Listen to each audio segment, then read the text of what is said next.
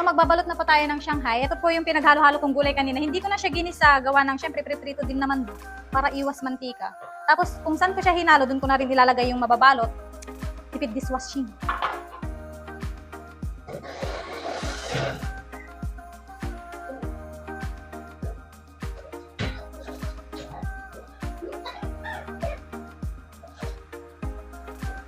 $2,000 years later.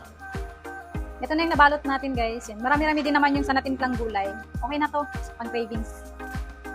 Gawa na rin tayo ng sausawan bago ako magprito. Lagayan, dato puti.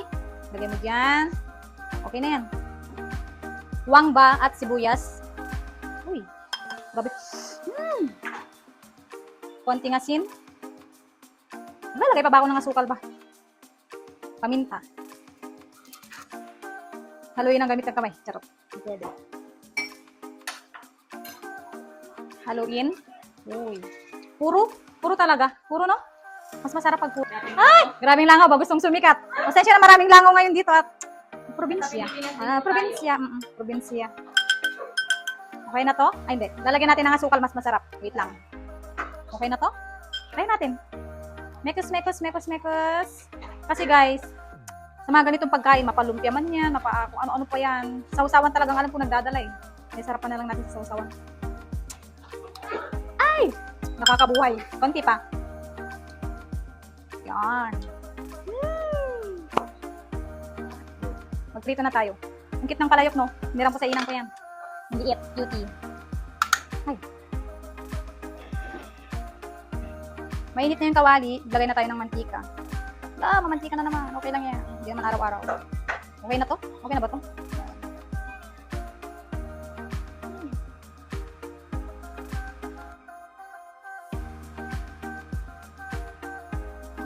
Excited kumain.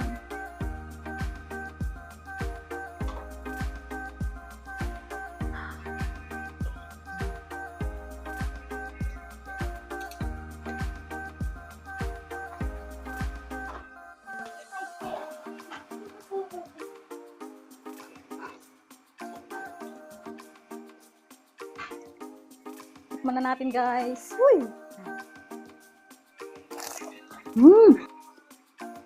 Hop. Alam mo yung nakakamiss kainin talaga. Alam mo yun? Grabe.